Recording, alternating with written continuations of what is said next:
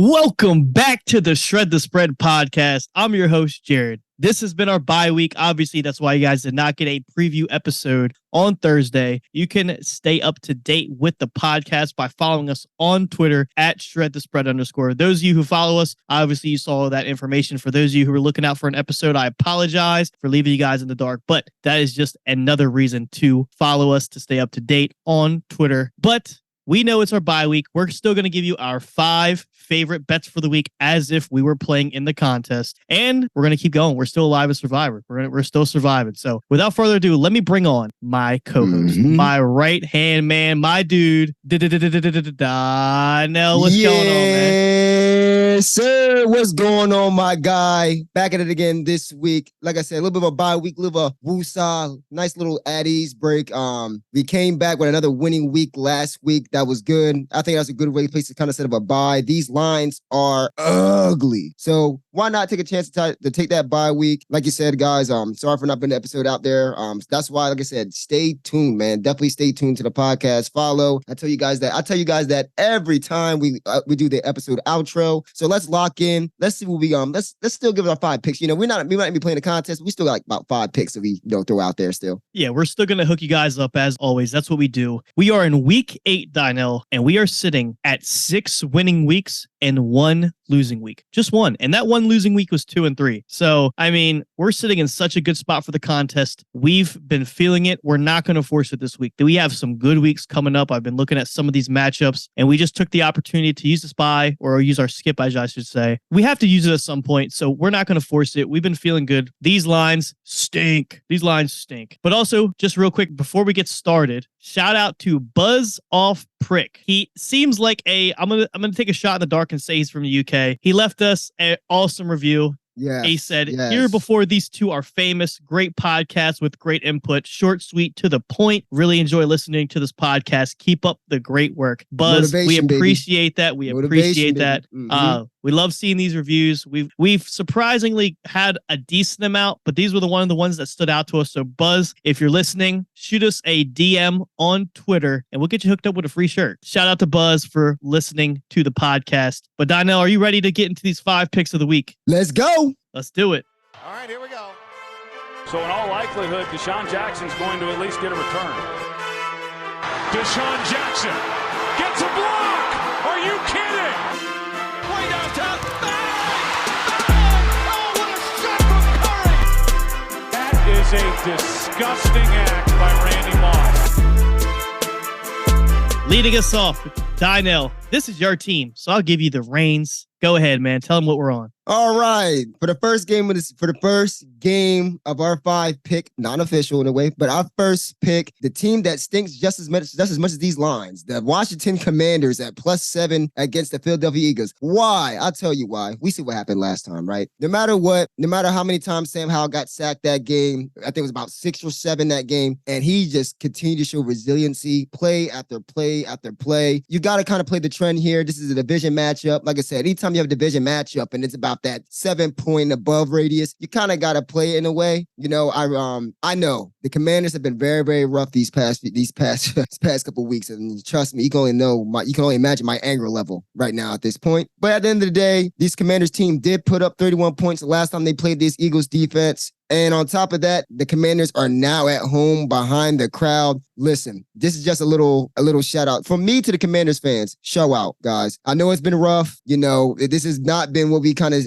foreseen the last few weeks, but let's go out there. Let's show out. And to be honest with you, like you said, bro, the Commanders at any given day can play up to competition just as well. They can play down. So you can only imagine how a hard-fought game this is going to be. Jonathan Allen set the tone after that funny post-game comments he had. And you could tell he's tired of it. And I can only imagine this whole team is fucking tired of it too. They're going to bounce back. It's going to be a resiliency game at home, +7. Give me the Commanders. Dino hit on everything. He brought the passion. He brought the stats. He brought a touch. I will say we're playing a trend. And I know this is the same thing we said last week with the Chargers. We're playing the trend. They always play this team close. I mean, this is a similar spot. The Washington Commanders always seem to play the Eagles close. Obviously, division at home. Like I tell you guys, it's like sports betting is like blackjack. You play it by the book, and in the long term, you'll be profitable. So this is a prime example. It's an ugly spot. The Eagles are hot, but this just checks all the boxes, right? We have a divisional dog at home. Check. Eagles coming off of a big win. Check. So, I mean, this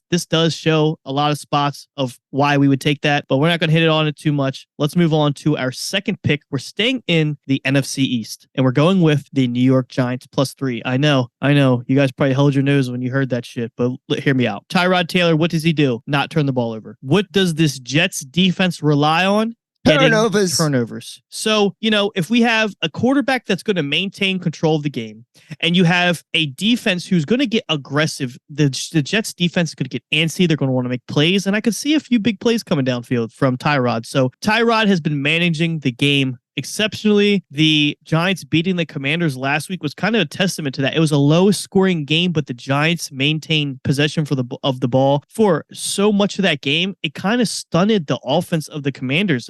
They were getting cold. The defense was out there for a lot of time. So I feel as if the Giants can methodically move downfield, pick up first downs, wear this Jets defense down, I think they can win this game. They're +3 at home. Give me the Giants. What do you got, Dino? +3 at home inside the Jets' home. That's the funniest part kind of about it. Yeah. One thing I do love, though, like I said, Tyrod Taylor is participating in the no turnover challenge, and he's whooping their ass. He is thrown for over 200. He threw for 200 passing yards the first game, 270 last week against that Commanders defense who was prone. And let's be real, this Giants defense did turn the corner these past 2 weeks. And at the end of the day, what does the Jets offensive line struggle with? Protecting the quarterback. The Giants have finally got to the quarterback last week 6 times to Sam Howell, and we get it. Sam Howell, the Commanders give up damn near 6 sacks a game. We get it. But let's understand that this Giants defense is now finally starting to turn that corner. The Jets offense, no offense, like I said, they've been playing decent, still not sold on them. Zach Wilson is prone to turn the ball over. And anytime you got Zach Wilson prone to throwing turnovers, and Tyrod Taylor, who has shown me that he's able to protect the ball throughout the game and kind of manage the game, that's all the Giants kind of need. And as long as that defense backs it up, +3 is no doubt in my eyes. Yeah, I'm glad we're on the same page there. It's another ugly dog, but got to play it by the book. Let's move on to, let's get outside of the NFC East. Let's go to the NFC North. We have the Green Bay Packers +1.5 at home against the Vikings. This line also stinks. It stinks. It makes no sense. You have the Packers who have been struggling, been looking subpar since the beginning of the season, and you have the Vikings coming off one of Kirk's best wins of his career. This number makes no sense. I'm playing the spot. I really feel like this is a game that the Packers are going to have to circle Jordan Addison and TJ Hawkinson and force KJ Osborne and those running backs to make plays. Madison and Akers, they got to do something this game, in my opinion. So I feel like if the Green Bay Packers, Jair Alexander can shut down Addison or wherever they really match him up. But if they can do that, I see the Packers pulling this one out. Like, they're at home, a divisional game. These teams always play close. Give me the dog at home. What do you got, Dino? Oh, I'm with you. I'm with you right there, buddy. Let's put it like this, too. Kirk, like I said, man, Kirk on prime time, Kirk winning the game. Holy shit. What the fuck is going on with the world, right? He finally came through last week. And I think what the matter is, I remember when Justin Jefferson first got out, when he was first ruled out, when he had that injury in the first week back without Justin Jefferson on their offense. They struggled mightily. And I told you guys, look out for Addison, look out for Hawkinson there. They're going to get big numbers, and they sold me. The next following week, them boys turned the hell up. And I think that's mainly because they finally got their flow, and I felt kind of victim to, hey, look, that was just 1 week. Let them bounce back the second week. But at the same time, you better believe they're going to game plan now. And like you said, they have the personnel. They have the personnel to guard TJ Hawkinson and guard Jordan Addison. KJ Osborne's going to have to step up. And I don't see him really going over, I said, having a 70, 80-yard game like Jordan Addison or TJ Hawkinson had last week. This Packers team is hungry. They need this. They need this just as much as anybody. And what other way to do it? At home, in Lambeau, against your division rival. Come on, man. This game's going to be close regardless. And I actually have the Packers probably winning this outright, to be honest with you. Yeah, I think the Packers win too. And for all those things all those points that we just hit on, plus they're kind of desperate at this point. If the Packers lose, they go to 2-5. Their chances of, winning this division diminish severely. So this is a huge game for their divisional odds and to keep their playoff hopes alive. So we're going to have a hungry Packers team out there versus the Vikings coming off a big win. I like the Packers in the spot. Give us the home dog. Let's go to a team coming off of the bye. We have the Cincinnati Bengals plus 4.5 against San Fran. It looks like Brock Purdy still dealing with some concussion protocol. It may look like Sam Darnold gets the start.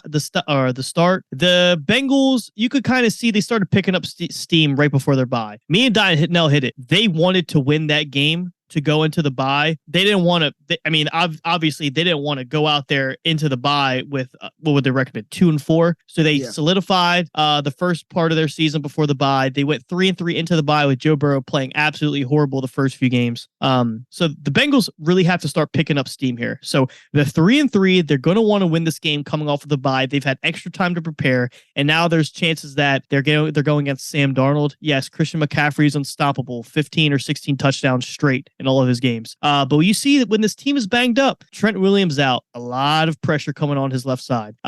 This defense, like Tre'Davious Ward, was getting cooked by Jordan Addison. We have to remember, we have Jamar Chase, Tyler Boyd, T. Higgins. That is disgusting. There is not enough defenders in that backfield in the secondary for the Niners. If they can't cover Addison and Addison's running free, can you imagine what Jamar Chase might do this defense? This defense has kind of been not necessarily falling off a cliff, but they've been taking a step back. And I really feel like with the extra preparation the Bengals have, they're going to come out hot. I wouldn't be surprised if they score first or go up 7-0. And then we're just sitting here playing the numbers game. So I like the Bengals in the spot plus 4.5 on the road, though. Kind of scary, but I think the Niners have kind of hit this weird rut. Like they're not making these big explosive plays, and maybe it's the Deebo Samuel effect. Maybe it's just Brock Purdy coming down to earth. But I like the Bengals in the spot, Donnell. Most certainly, bro. And we talk about it all the time. One of the basic math in the elementary to our game, to the betting game, as we like to talk about it, it passes two key numbers, 3 and 4.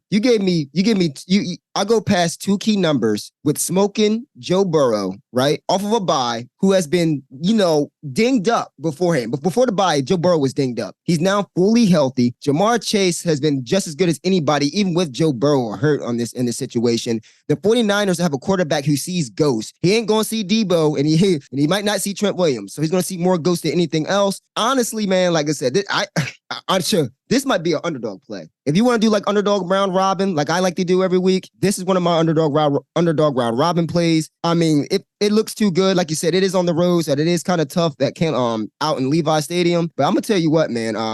I honestly believe the Bengals can go in here and really just take control of the 49ers here. 49ers, like I said, they're just on a downward trend. Like you said, the secondary hasn't played the best. And now is the time where the 49ers really have to get pressure to really make a difference right here. And honestly, with the way that Jamar Chase can make a 10-yard slant or a 5-yard slant into an 80-yard touchdown catch, because he is phenomenal after the catch. You gotta understand, man. I mean, this spot is really cooking up for the Bengals. Like I said, right after our bye week. And this might be their start of their stretch to really get rolling. Yeah, I think the Bengals are really due for some big wins. And I think it's got to start this week, like you said. If they can get a win here, because realistically, what I'm looking at is even if Brock Purdy was already playing this game, he wasn't even questionable, and you had Joe Burrow actually playing like Joe Burrow, this line should probably be like 2.5. Exactly. So I feel like we're getting a little bit of value just on the Bengals, just because they've looked slow going into the bye. But I don't think they were looking rough because the team was just playing down. I think that was Joe Burrow just with that nagging injury. He's had an extra week to heal. So I think he's going to come out guns blazing. I want to see this Bengals defense or this Bengals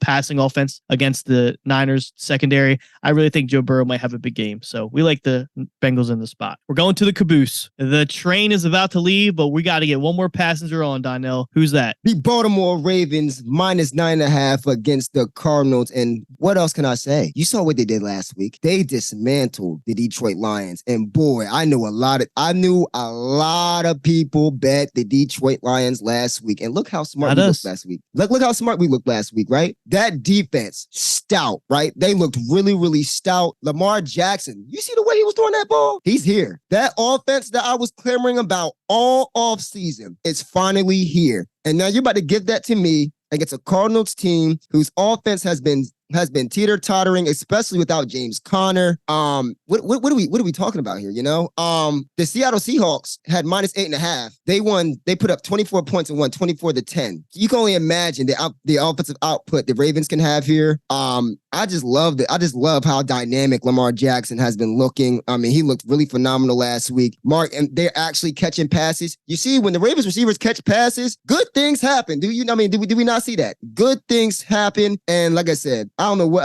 what got into them, but I really feel like this is their time. This is where my bet of the Ravens winning that division and winning the AFC in total period. Now you're about to see it. This team's about to go on a great stretch. That defense is playing well. They're getting right back healthy. Ronnie Stanley is back. Oh man, like I said, I'm just really fascinated with this Ravens team, and I can only imagine the offensive outbursts they're going to put on the Cardinals. I really believe that they're going to cover the 9.5. Like I said, this is a big number. I'm scared of big numbers. I am very, very we like to stay away from big numbers, but man, how can you stay away from the Ravens -9.5 against the Cardinals? We're just riding the hot horse, Donnell. There's no James Conner, so the Cardinals are they don't have an identity on offense right now. They keep getting themselves into these third and longs and relying on home run plays, and it's just not happening again, especially against a Roquan Smith led disciplined defense, one of the least penalized defenses in football. So they're not going to shoot themselves in the foot. They are going to put their defense in good positions to get stops consistently. That's why I love this spot. I'm not necessarily scared of the number. Is Lamar Jackson going to continue playing like an MVP caliber quarterback? I don't see that stopping this week. I don't see it stopping at all. He's making passes. It's on his receivers to make these plays now. Zay Flowers bring this element of open field, kind of like a Jamar Chase-esque. He is catching the ball in open field and making people miss. He's getting yards after the catch. That is prolonging their possession. So I think the addition of Zay Flowers with already the big dog, Mark Andrews, and now they can get this running game going. Now that these teams can't just focus on the run, they actually have to play the pass and respect Lamar Jackson's passing ability. Ravens are looking good, dude. So I'm on you with that. Ravens -9.5 to close us out. So we are going still alive in Survivor, and I think there's really only one play that I like. I gave out the lines a few weeks ago, and I ended up doing a last-second audible to the Dolphins. I can't remember. There was some injury with the Lions, so I ended up going with the Dolphins a few weeks ago. I posted it on Twitter. Again, make sure you stay up to date with the podcast on Twitter. If anything does change, picks, Survivor, whatever it may be. So I ended up using the Dolphins. So we still have the Lions available, which I kind of like for this week, but we're going to go with the Chargers. Two big things for me. One, they're at home. Two, they're coming off of a divisional loss. Teams coming off of a divisional loss at home. I mean, against a Bears team, this just checks so many boxes for me. They may not cover. The Chargers are playing like shit. This may not be a pretty one to watch. We could see the Bears take the lead, but I think this is the safest Survivor pick this week. It also probably will be the most popular. So if you guys are still in your Survivor pools, it's still early in the season, so you don't want to get too contrarian. You want to still prolong it, get to the point where you have to make some more competitive picks. But the Chargers just seems like a really good spot this week. So we're getting the Chargers against the Bears. I think 2 would be the Lions if you haven't used them yet. So I like the Chargers. Lions would probably be number 2. But that's gonna do it for Survivor. So our picks, just to recap briefly: Commanders +7, Giants +3, Packers +1.5, Bengals +4.5, and Baltimore -9.5. Obviously, we are not playing the contest this week. We are using our skip for this week, but those would be our 5 best bets. You know what's going to happen, Donnell, right? I was thinking about it the whole time we was filming. 5-0, right? 5-0. Right. You know what? Obviously, we always want to. Everything we give out, I mean, we're going to be betting these anyway. So, I mean, I hope we do go 5-0 for financial reasons. But if we go 5-0 for contest purposes, I'm going to be extremely upset. Not upset, but disappointed. Disappointed. Damn, Yeah. So, but you know what? We're not going to force it. If we weren't feeling it, then we're not going to just all of a sudden talk ourselves into taking these. So we are going to use the skip for this week. Other than that, we're all go for the contest. So we're going to get our skip for the contest out of the way, and we're going to cruise control to. I'm shooting for top 10 this contest. So damn right. Yeah, so that's our picks. We're going with the Chargers for our first pick for Survivor, and if you guys don't have the Chargers available, we'll take the Lions for the second pick. But Dino, do you have anything else you want to say to the fellas before we get out of here? The same thing every week. Bet lightly, bet responsible. Don't be stupid. You know, be very responsible when you're betting out here, especially this week. Like I said, this isn't official contest lines. This is what we like at the end of the day. But like I said, these spreads were ugly this week. These spreads were very, very ugly. So stay keen and also stay tuned and follow us on Twitter. And like I said, share it, guys. Share it to everybody, man. Like I said, we love the feedback we've been getting. It has, I mean, honestly, guys, it has been motivating me every single week, man. Like when I heard that